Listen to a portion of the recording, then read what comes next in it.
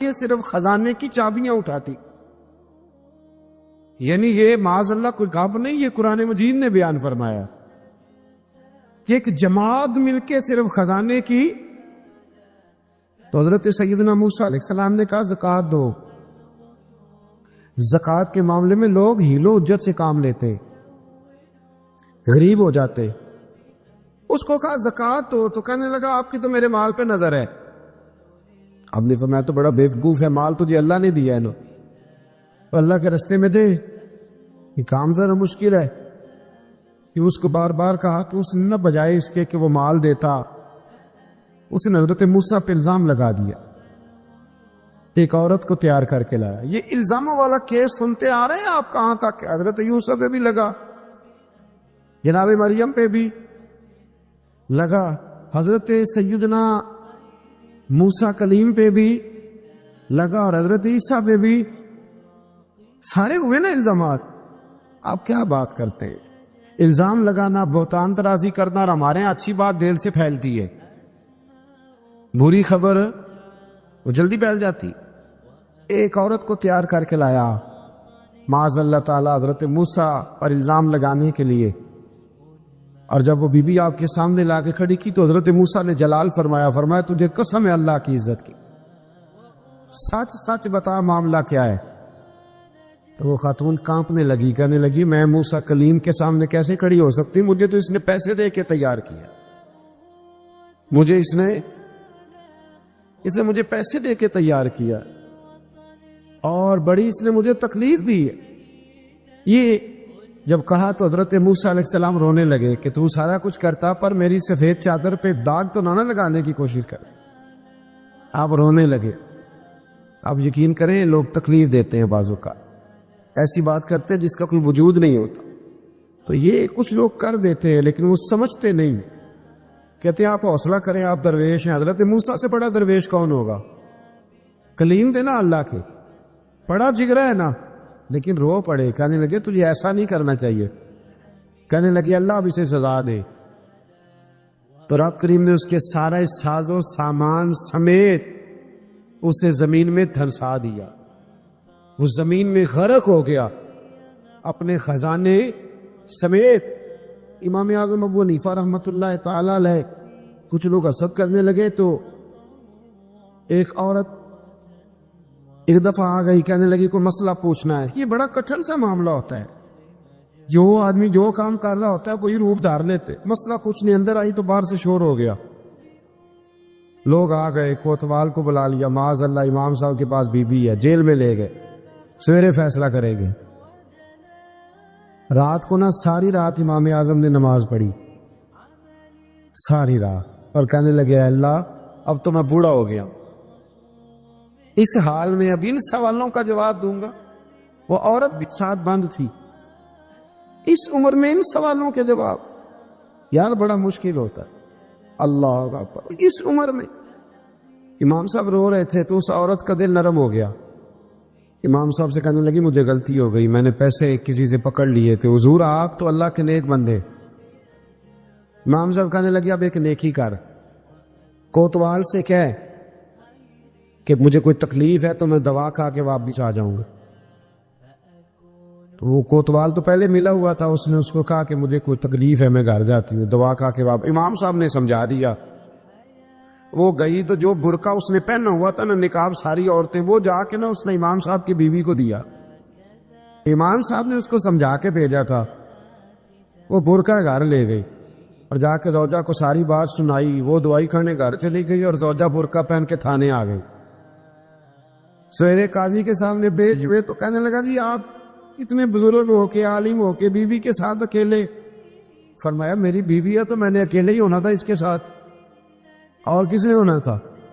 جناب آپ کی بیوی. فرمایا بلاؤ میرے سسر کو، اور بلاؤ محلے کی 10-12 عورتوں کو بھی دیکھ لے. انہوں نے دیکھا تو امام صاحب کی بیوی نکل آئی.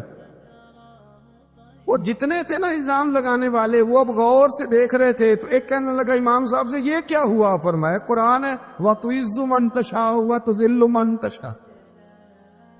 یہ قرآن ہے. ہونا کیا تھا؟ رب نے اپنا وعدہ سچا کر کے دکھایا ہے. تو اس نے بھی الزام لگایا. پھر سزا یہ ملی کہ وہ ہمیشہ کے لیے زمین میں دھنستا. دولت کون دیتا ہے؟ اللہ دیتا ہے نا. تو اگر اللہ کہے تھوڑی سی واپس بھی کرو، بندیاں دے خرچے بچ جاندے نے، تھوڑی سی واپس مانگ لے تو ہاتھ تنگ ہو جاتا ہے. ایک خاتون نے ایک دفعہ مجھے پیغام دیا تو میں بڑی اس کی بات سن کے مجھے عجیب لگا. وہ کہنے لگی کہ دوسری جگہ میری شادی ہوئی ہے، مجھے طلاق ہو گئی تھی، تو مجھے ایک تانا روز سننے کو ملتا ہے تو اتنی اچھی ہوتی تو وہاں نہ رہ لیتی. تو بھئی یہ کوئی تانے والی بات ہے؟ کو ضروری ہے کہ بیوی غلط ہوتی ہے تو طلاق ہوتی ہے؟ اللہ کے محبوب علیہ السلام کی 2 صاحبزادیوں کو ابو لہب کے 2 بیٹوں نے طلاق بھیج دی تھی. کس کی غلطی تھی؟ تو آپ کیا کہہ سکتے ہیں یہاں کیوں طلاق؟ تو اتنی جلدی بات تھوڑی کر دیں گے آپ، تھوڑی احتیاط فرمائیں بولنے. حضرت عبداللہ ابن عباس فرماتے ہیں میرے نبی پاک علیہ السلام نے میری تربیت فرمائی، اور محبوب پاک علیہ السلام نے فرمایا عبداللہ یاد رکھنا، یہ نوجوان دوست میری بات لکھ لیں، پریشان لوگ میری بات لکھ لیں، جن کے پاس قوت فیصلہ نہیں وہ اس بات کو لکھ لیں. حضرت عبداللہ ابن عباس فرماتے ہیں میرے نبی پاک علیہ السلام نے مجھ سے فرمایا تھا عبداللہ سن، اگر ساری دنیا مل کے تیرا کوئی نفع کرنا چاہے کر نہیں سکتی جب تک میرے رب کی رضا نہ ہو. اور فرمایا ساری دنیا مل کے تیرا کچھ بگاڑنا چاہے تو عبداللہ بگاڑ نہیں سکتی جب تک رب کریم کی حکمت کا تقاضا نہ ہو. لوگوں سے ڈرنا، لوگوں کی طرف دیکھنا، ماحول دیکھ کے اپنے راہ کا تعین کرنا، ہر بندے کے خیالات کے مطابق ڈھلنے کی کوشش کرنا، فلانا نہ ناراض ہو جائے، فلانا نہ ناراض ہو جائے، وہ جس نے ہونا ہو جائے، بس رب رسول ناراض نہ ہو. اپنی زندگی میں اپنے مالک کو مولا جان کے بل اللہ مولاکم، اللہ تمہارا مولا ہے، وَهُوَ خَيْرُ النَّاصِرِينَ، وہ بہترین مددگار ہے. توجہ جب بھی کریں رب کی جانب کریں. اپنے دل کا قبلہ درست رکھیں، سوچوں کے زاویے سیدھے رکھیں. میرے بھائی مالک جب بندوبست کر دے نا، جب مالک بندوبست کر دے پھر ایسا بندوبست کرتا ہے کہ لوگوں کے پاس نا چارہ نہیں رہتا. حضرت مریم رضی اللہ تعالی عنہا پاک باز تھی، مسجد میں رہی تھی، پر مالک کی حکمت کے تقاضے بڑے عجیب ہے نا. پھر جناب مریم کو اللہ تعالیٰ نے بغیر شوہر کی اولاد عطا کر دی. یہ بات ہی ایسی تھی، کسی نے کہا تھا کہ مخلوق تو فنکار ہے اس درجہ کے پل بھر میں سنگے در کعبہ سے بھی اصنام تراشے. تم کون ہو، کیا چیز ہے داغے کبابی، لوگوں نے تو مریم پہ بھی الزام تراشے. تو لوگوں نے کہا کدھر سے لے آئی بچہ، تیرا باپ تو ایسا نہیں تھا، کہاں سے لے آئی؟ اللہ کرے میں آپ کو سمجھا سکوں، ذرا اپنے آپ کو وہاں کھڑا کریں کہ ایک پاک باز عورت، پاک باپ کی بیٹی، طیب ماں کی بیٹی، اور اللہ کے گھر میں پرورش پانے والی خاتون، ایک وہ وقت اور ایک یہ وقت کہ اس عورت کو کٹہرے میں کھڑا کر کے پوچھا جا رہا ہے کہ معاذ اللہ تیری گود میں بچہ جائز نہیں ہے، کہاں سے لائی ہے؟ اب خود سے صفائیاں بندہ کتنی کو دے، کتنی کو وضاحتیں کرے. اور میں نے تو اپنی زندگی میں دیکھا ہے زیادہ وضاحت دینے والے کو بھی لوگ جھوٹا سمجھنے لگ جاتے ہیں. زیادہ وضاحت دینے پر بھی لوگ کمزوری کا اظہار سمجھتے ہیں کہ کمزور پڑ گئے. آپ صلح کی کوشش کرتے ہیں، سامنے والا بزدل سمجھ لیتا ہے. زیادہ وضاحتیں بھی کمزور کر دیتی ہیں. اب حضرت مریم کو کٹہرے میں کھڑا کر کے کہا بچہ کس کا ہے؟ تو پھر خدا بندوبست جب کرے، اللہ جب مددگار ہو، تو پھر حضرت مریم کی گواہی درختوں سے نہیں دلوائی، اس نے پتوں سے نہیں دلوائی، پھر فرشتے نہیں بھیجے. حضرت مریم کہنے لگی مجھ سے نہ پوچھو، وہ جو پنگوڑے میں ہے اسی سے پوچھ لو، ان سے پوچھو نا، وہ کون ہے پوچھ لو، ان سے کر لو سوال. انہوں نے کہا پنگوڑے میں چند دنوں کا بچہ، یہ جواب دے گا؟ مددگار تھا رب. ان کی برات کا اعلان کرنا تھا مالک نے، اور جب مالک اعلان کر دے، جب مالک تیری صفائی دینا چاہے، جب مالک تجھے دنیا کے سامنے نکھارنا چاہے، تو پنگوڑے میں لیٹے حضرت عیسیٰ بول کے کہنے لگے انی عبداللہ آتانی الکتاب، فرمایا میں اللہ کا بندہ ہوں، رب نے مجھے کتاب عطا کر کے نبی بنا کے دنیا میں بھیجا ہے، میں اللہ کا بندہ ہوں، کتاب لے کے آیا ہوں، نبی بن کے آیا ہوں۔ پھر پنگوڑے سے اعلان ہو گیا، پھر بچہ بول پڑا، اور یہ ایک دفعہ نہیں بات ہوئی۔ یہ بنی اسرائیل میں ایک جریج نام کے شخص بھی تھے جو نماز پڑھ رہے تھے، بعض نے لکھا ہے نفل نماز تھی، اماں نے پکارا تو آئے نہیں، تو ماں کے منہ سے نکل گیا تو اتنی دیر تک مرے گا نہیں جب تک کسی بے حیا عورت کا منہ نہ دیکھ لے۔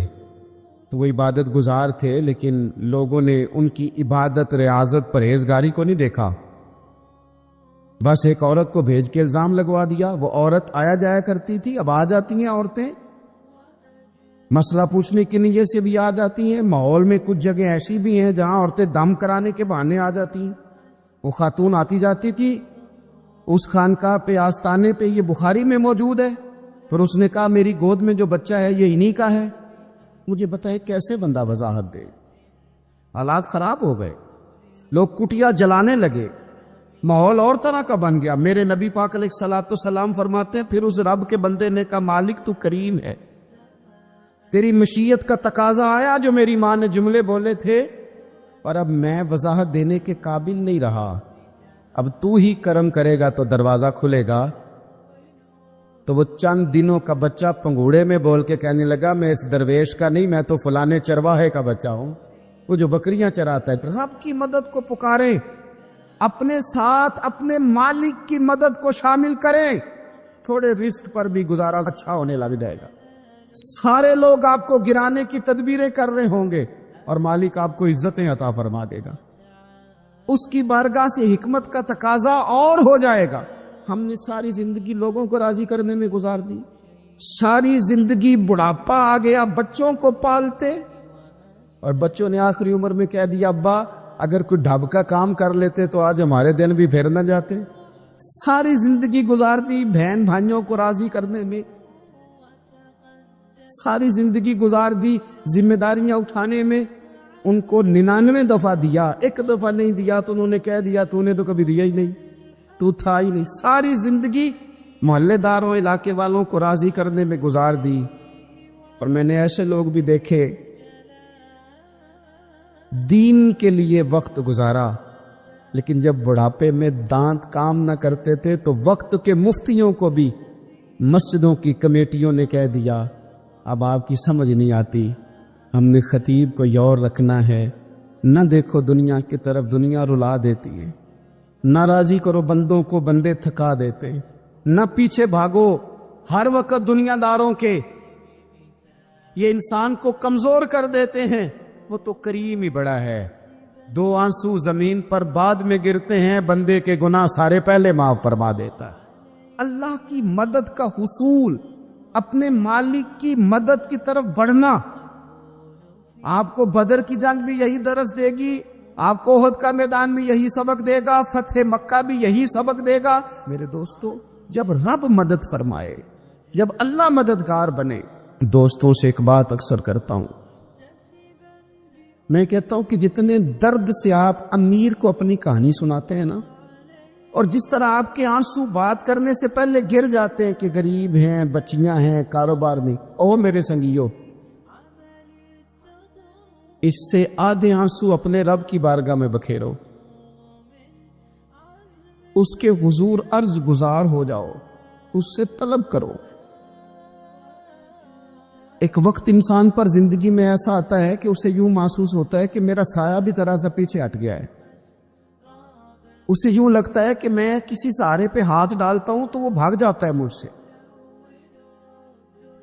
لیکن مالک کی بارگاہ ایسی عظیم بارگاہ ہے، رب رسول کے آستانے اتنے بڑے ہیں کہ آپ جب وہاں کشکول طلب دراز کرتے ہیں تو جھولی پھیلانے میں دیر لگتی ہے، ان کو بھرنے میں تو کوئی دیر نہیں لگتی۔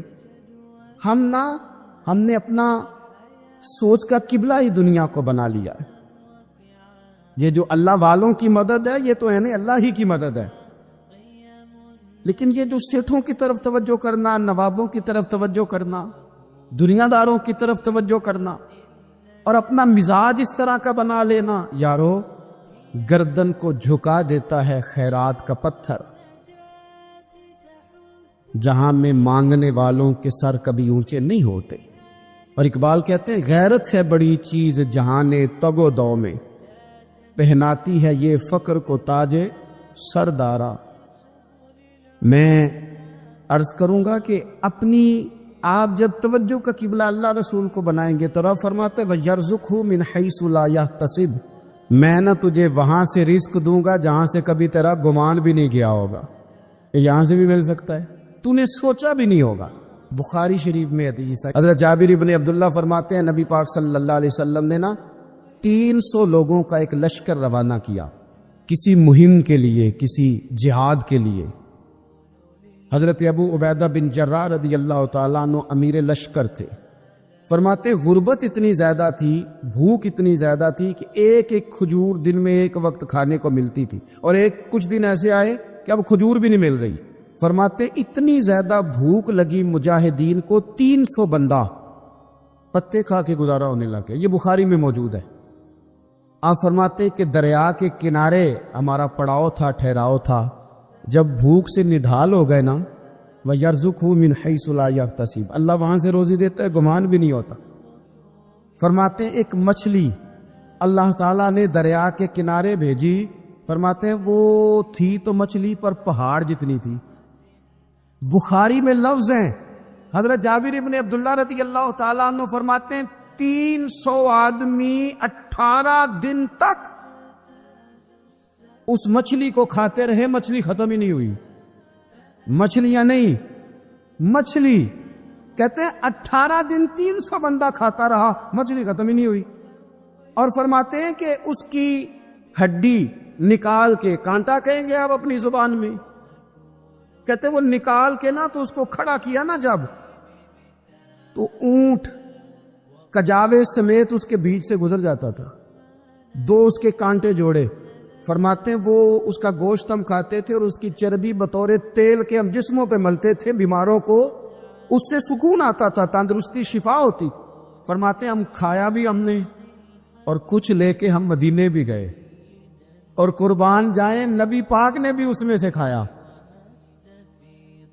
ہم نے عرض کی حضور یہ معمہ کیا ہے، یہ ماجرا کیا ہے؟ تو محبوب نے فرمایا تمہارے پاس غذا نہیں تھی، رب نے تمہارے لیے بندوبست کیا ہے، اللہ نے تمہیں دیا ہے۔ مکان شروع کر لیا، ایک صاحب نے وہ مکان بنانے لگے، آپ وہ حساب لگا رہے ہیں، کہتے ہیں میرے پاس اتنے پیسے ہیں، اتنے میں نے فلانے دوست سے کہنا ہے اس نے دے دینے، اتنے فلانے رشتہ دار سے کہنا ہے اس نے دے دینے، اتنے فلانے سے کہنا ہے اس نے دے دینے۔ یہ ساری کاپی بنا کے مکان شروع کر لیا۔ جو روز کہتا تھا نا کوئی حکم ہو جاتے دسی، سب سے پہلے اس کو کہا میاں پیسے چاہیے دین، وہ کہندا ہو کل ہی منڈا ٹوریا ہے، کہتے تو پرسوں 10 داتے لب جانے سن۔ میں آپ کو اپنے تجربے کی بات بتا رہا ہوں۔ یہ لوگوں کا خیال ہوتا ہے نا کہ آپ سٹارٹ کریں فلانا کام، ہم آپ کے ساتھ ہیں، اللہ کا ہی کوئی نظام ہے، وہ بالکل بھی نہیں ساتھ ہوتے۔ لیکن ایسا نہیں ہے کہ کوئی ساتھ نہیں ہوتا، اللہ تعالیٰ بڑے اسباب پیدا کرتا ہے، وہاں سے دیتا ہے جہاں سے گمان بھی۔ ہمارا یہ ذہن بن جاتا ہے ہم ساری اپنے حساب سے چلتے، اتنے رشتہ داروں سے، اتنے کون آپ کے ساتھ چلے گا، سوال ہی نہیں پیدا ہوتا۔ یہ سارے کام چھوڑ کے سب سے پہلے 2 رکعتیں پڑھو، اپنے رب کی بارگاہ میں، رسول کائنات کی بارگاہ میں گزارشات اور استغاثے پیش کرو، وہاں سے خیر طلب کرو۔ دنیا دار کیا دیں گے، کیا دے سکتے ہیں، کیا حیثیت ہوتی ہے کسی؟ اللہ کہتا ہے وہاں سے دوں گا۔ تو جو اللہ مال دے وہ لینا چاہیے کہ رشتہ داروں کا مال دیکھنا چاہیے؟ جو اللہ دے وہ لینا چاہیے کہ سیٹھوں نوابوں کی جیبیں دیکھنی چاہیے؟ جو اللہ دے وہ قبول کرنا چاہیے یا دیکھنا چاہیے کون سا آدمی کہاں پہنچ گیا؟ چھوڑو، اپنی مٹی پہ چلنے کا سلیقہ سیکھو۔ کسی کے سنگ مرمر پہ چلو گے تو پھسل جاؤ گے۔ مدد اللہ سے چاہیں، اپنی توجہات کا مرکز رب رسول کی ذات پر بنائیں، پھر آپ محسوس کریں گے کہ بڑی جلدی اللہ تعالیٰ کی مدد آنے لگی ہے۔ کبھی آپ صرف کہہ دیں نا میرا رب میرے ساتھ ہے، اس لفظ میں اتنی طاقت ہے کہ دشمن ویسے زہر ہو جاتا ہے۔ زندگی میں کسی سے بھی لڑائی ہو، اچھی طرح سوچ لیں کہ اللہ اس طرف ہے یا اس طرف ہے۔ اگر آپ زیادتی پہ ہیں تو پھر رب مظلوم کی جانب ہے. اگر اللہ کی مدد آپ کے ساتھ ہے تو دنیا کی کوئی طاقت آپ کو گرا نہیں سکتی. اور اگر آپ مظلوم کے مقابلے میں ظالم بن کے آپ کھڑے ہو گئے ہیں اور آپ نے رویہ وہ اختیار کیا ہے کہ جس میں مدد نہیں آئے گی، تو پھر یاد رکھ لیں کہ آپ کوئی بھی ہیں، کہاں بھی ہیں، آپ کمزور ہیں. طاقتور تھے ابتدائے اسلام میں، ظاہری طاقت تھی کفار مکہ کے پاس، وہ ڈنڈوں سے مارتے تھے غریبوں کو، ان کے ہاتھوں میں ڈنڈے تھے، پر خدائی طاقت ان مظلوموں کے ساتھ تھی. صاحب زرقانی نے لکھا ہے، حضرت زنیرہ رضی اللہ تعالیٰ عنہ ایک لونڈی ہیں، غریب ہیں، ماڑے دا کی کام محمد نس جانا یا رونا، غریب سکادی بی بی اور لونڈی کنیزہ، ایک مشرک کی کنیزہ تھی، انہوں نے کلمہ پڑھ لیا، وہ ڈنڈوں سے مارتا، دروں سے مارتا، تکلیف دیتا. حضرت زنیرہ رضی اللہ تعالیٰ عنہ کو اتنا مارا، اتنا مارا. اب آپ ایک اور پہلو پر بھی غور کریں، مار بھی پڑ رہی ہے پر خدا ادھر ہی ہے، اللہ کی مدد ادھر ہی ہے. رب کہتا ہے کہ پہلے تو صبر کرنا، ان اللہ مع الصابرین، تو صبر کرے گا تو پھر رب کی معیت ملے گی. ذرا ٹھہرنا، تو تھوڑا ڈٹنا. ان الذین قالوا ربنا اللہ ثم استقاموا تتنزل علیہم الملائکہ، تو کہے اللہ میرا رب ہے، پھر تو پہلے ڈٹ، پہلے تو نے ڈٹنا ہے. ثم استقاموا، جو ڈٹ گیا، تتنزل علیہم الملائکہ، ڈٹنے والے کے لیے مدد آتی. پہلے تھوڑا ٹھہرنا پڑتا ہے، پہلے تھوڑا صبر کرنا پڑتا ہے، حوصلہ کرنا پڑتا، اس کے بعد مدد آتی. مار پڑ رہی ہے، مارا جا رہا ہے. حضرت زنیرہ کو ان کا مالک جو ہے ظاہری آقا وہ مار رہا ہے، یہ کنیزہ ہے، اتنا مارا، اتنا مارا، ان کی بینائی چلی گئی، نظر آنا بند ہو گیا. ابو جہل آیا اور کہنے لگا زنیرہ دیکھا نا ہمارے بت تیری آنکھیں لے گئے، معاذ اللہ، لات و منات ہمارے بتوں نے تجھے اندھا کر دیا. اب ایسا نہیں ہے کہ بی بی روتی جا رہی ہے، روتی جا رہی ہے، مایوسی مایوسی، معاذ اللہ، پریشانی، غریبی بڑی ہے، پوچھنے والا کوئی نہیں، یہ باتیں نہیں. کیا جملے ہیں خاتون کے، کیا لفظ ہیں. ابو جال نے تنزیہ کہا، معاذ اللہ، کہنے لگا دیکھا نا ہمارے بتوں نے تجھے اندھا کر دیا. تو جناب زنیرہ آنکھوں کی بینائی گئی ہے، رات کو گئی ہے، دکھ ابھی تازہ ہے، لیکن اللہ پہ جو توکل ہے، اپنے مالک سے جو رشتہ ہے، وہ اتنا مضبوط ہے، اتنا طاقتور ہے، اس میں اتنی گہرائی ہے کہ حضرت زنیرہ بول کے نا اتنی قوت سے بولی، اتنی طاقت سے بولی کہ پورے کفر پر لرزہ طاری ہو گیا. فرمانے لگی تمہارے پتوں کی کیا اوقات ہے کہ وہ میری بینائی لے جائیں، یہ میری رب کی حکمت کا تقاضا ہے. جب تک اس نے چاہا زنیرہ دیکھتی رہی، اور جب اس نے چاہا زنیرہ کی آنکھوں کی بینائی چلی گئی، اور اگر وہ چاہے گا نا تو بینائی واپس بھی کر دے گا. اگر ہو ذوق یقین پیدا تو کٹ جاتی ہیں زنجیریں، اگر وہ چاہے گا تو بینائی آ بھی جائے گی. حضرت زنیرہ نے رات کو یہ لفظ کہے، ابو جال اور سارے کفار ڈر کے سن کے چلے گئے. آپ اطمینان سے آ کے بستر پہ سوئی. جب سویرے اٹھی تو اللہ نے آنکھوں کی روشنی واپس کر دی تھی. آنکھوں کی اب چھڑی پکڑی ہے، بازاروں میں گھومتی ہے، کہتی ہیں بلاؤ کدھر ہے تمہارے لات و منات، دیکھو میرے رب نے روشنی واپس کر دی. آ کر میرے ساتھ ادھر آ، ستمگر ہنر آزمائے، تو تیر آزما ہم جگر آزمائے. بیمار لوگوں یاد رکھو، کہہ دیا ڈاکٹر نے کہ تو بڑا بیمار ہے، تو بڑا کمزور ہے، یہ ہو گیا وہ ہو گیا، تو ڈاکٹر اپنے علم کے مطابق بات کر رہا ہے. ہوگا تو وہ جو میرا رب چاہے گا. کمزور ہو جانا، پریشان ہو جانا، تکلیف میں آ جانا، پتہ نہیں بات ہو گئی ہے تو جانے کیا ہو جائے گا. اپنی زندگی کے اندر اپنے رب سے رشتہ مضبوط کرے، رسول کائنات سے رشتہ مضبوط کرے، اللہ والوں سے رشتہ مضبوط کرے. حضرت زنیرہ نے پیغام دیا کہ زندگی میں جو جینا چاہتے ہیں تو وہ رب کا نام لے کے جی سکتے ہیں. جو اپنی زندگی میں خوشیاں دیکھنا چاہتے ہیں تو رسول اللہ کے نام پر خوشیاں دیکھی جا سکتی ہیں. توکل کی بنیاد پر بندہ خوشیاں لے سکتا ہے، اور اگر انسان میں توکل نہیں ہے تو پھر وہ اس کالے جادو سے بھی ڈر رہا ہے، وہ نیلے سے بھی ڈر رہا ہے، وہ پیلے سے بھی ڈر رہا ہے، وہ فلانے سے بھی ڈر رہا ہے، وہ میرے خلاف فلانا رشتہ دار سازش کر رہا ہے تو ڈر رہا ہے، فلانا میرے بارے میں یہ کر رہا ہے تو ڈر رہا ہے، وہ پتہ نہیں دنیا ادھر ہو جائے گی تو کیا ہو جائے گا، اٹھ باندھ کمر کیوں ڈرتا ہے؟ پھر دیکھ خدا کیا کرتا ہے۔ تو اس ساری گفتگو کا نچوڑ آپ کو یہ عرض کیا ہے، سب سے پہلے تو یہ کہ میدانوں میں مدد بھی اللہ کی، رزق میں مدد بھی اللہ کی، فصلیں خشک ہوں تو مدد پھر بھی اللہ کرے، تو پھر ساری مدد، اور اگر انسان بیمار ہو تو پھر بھی مدد اللہ کی۔ تو اپنے اللہ کی جانب توجہ کو بڑھائیں، آپ اللہ سے مدد کے سوالی بنیں۔ ترمذی کی ایک حدیث ہے، میں آپ کو زندگی کا تجربہ بتاتا ہوں کہ جب میں بڑا پریشان ہوتا ہوں تو یہ والی روایت کھول لیتا ہوں، مزہ دیتی ہے۔ میرے نبی پاک علیہ السلام نے فرمایا، اپنے دکھ سیٹھوں نوابوں کو نہ کہنا، مالداروں کا نہ کہنا، ورنہ اللہ تمہیں کبھی غنی نہیں کرے گا۔ فرمایا اپنے دکھ اپنے رب کی بارگاہ میں عرض کرنا، جلدی کرے یا دیر سے کرے اللہ تمہیں لوگوں سے بے نیاز کر دے گا، اللہ تمہیں غنی کر دے گا۔ رات کو بیٹھو نا اس کی بارگاہ میں۔